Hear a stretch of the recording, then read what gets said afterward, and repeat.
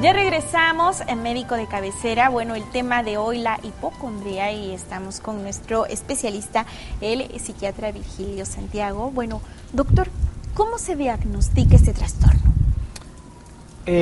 Como en todas las especialidades médicas, en toda la medicina, el tener un buen interrogatorio, la realización de la historia clínica que le llamamos, en este caso la historia clínica psiquiátrica, es la piedra angular, es la clave, lo primordial. Sí. Hacer un buen interrogatorio, unas preguntas ante lo que está padeciendo el paciente, nos lleva por este camino.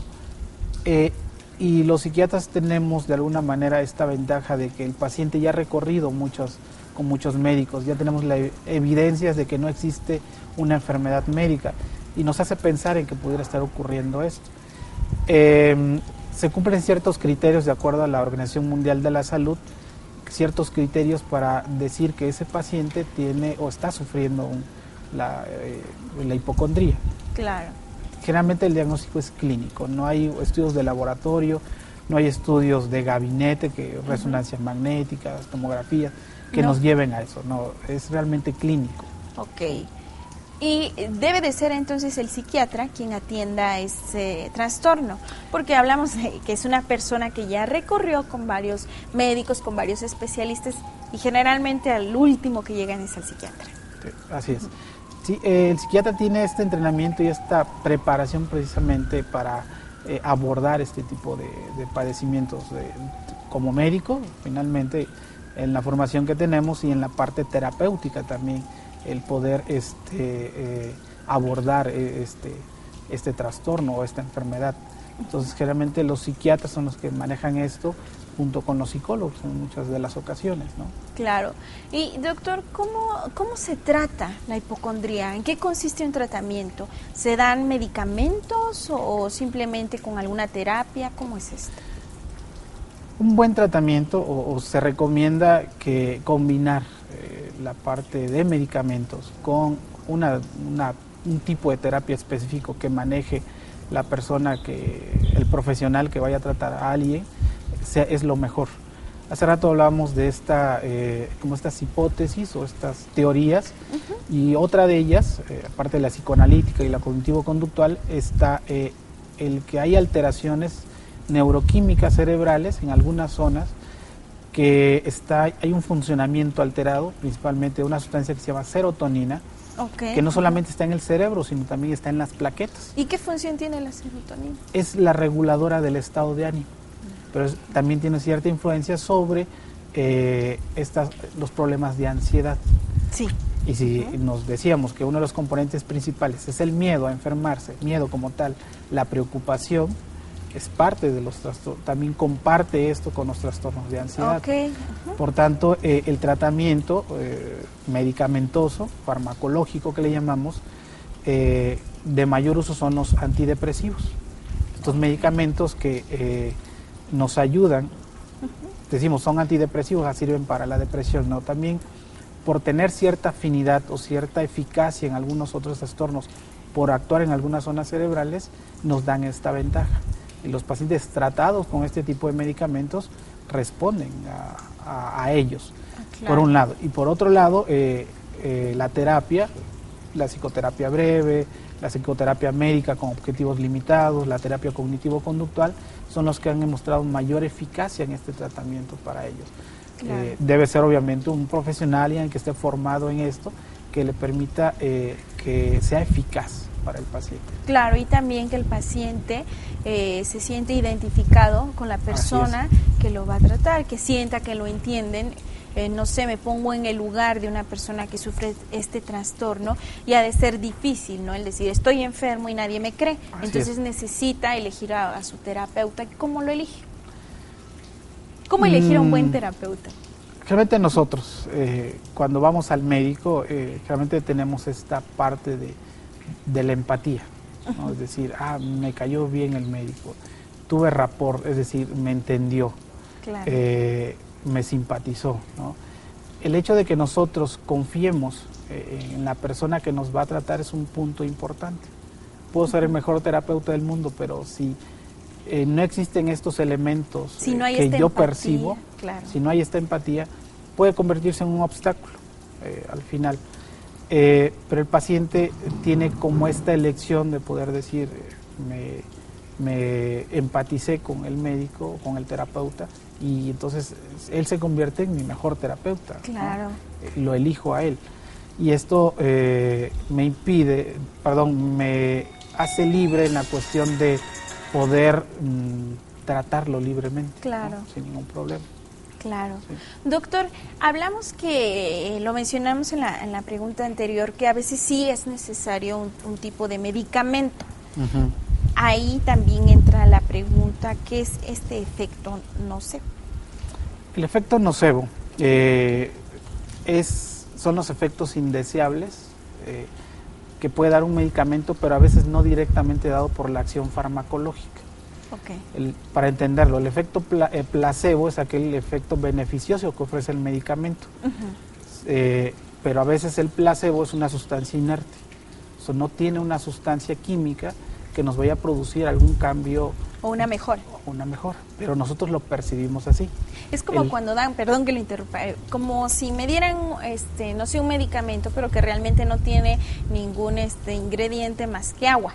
Y así yo me lo tomo y digo, ya me siento mejor. Ese es el efecto placebo. Así es. Aunque no me estén medicando en realidad. Así es. Okay. Entonces, aquí en los pacientes con hipocondría pueden percibir estos dos efectos. Y en el efecto nocebo, como tienen este miedo incluso a recibir medicamentos para mejorar, ellos perciben más los efectos indeseables, porque son muy sugestionables. Claro. ¿Sí? Si ellos pueden sentir que tienen taquicardia y aumentan ese síntoma en importancia, el efecto del medicamento, como el antidepresivo, por ejemplo, que le puede dar, como dentro de sus efectos colaterales o indeseables, un poco de mareo, va a adjudicarle esa importancia o mayor importancia a este efecto. Ese es el efecto nocebo. Se me hace mal, me puso peor, o no mejoré, al contrario, ese es el efecto. Pero no solamente ahora se está aplicando a medicamentos, sino también a otros productos o otros fenómenos, como por ejemplo comentar que las redes de Wi-Fi, por ejemplo, o utilizar los aparatos que ahora utilizamos para comunicarnos, pueden tener cierta radiación magnética que nos diga, me va a provocar un efecto indeseable. Incluso hay personas, porque sí lo hay, que dicen que sienten dolor. Así es. Que sienten dolor y quizá no es así, se sienten incomprendidos, incluso van y se refugian como ermitaños en lugares donde no hay nada de tecnología, porque prácticamente esta cuestión tecnológica y todo esto les provoca dolor. Así es. Entonces hablamos también de algo muy parecido. Sí, hay un estudio muy interesante que hace un psicólogo así, contándole el hecho de estas de las redes Wi-Fi, pone a dos grupos de sujetos sanos y a uno los pone a leer sobre todos los efectos que provoca las redes Wi-Fi y a otros no les habla sobre ello. A los dos les explica, los mete a un cuarto y les explica que hay una alta radiación de Wi-Fi en el cuarto en el que están. Y a través de algunos momentos empieza a darse cuenta que aquel que leyó todos estos efectos indeseables empieza a tener síntomas, empieza a fabricar síntomas, ¿no? Y aquellos a los que no les comentó nada y les dijo que iba a estar la red Wi-Fi, no presentó nada.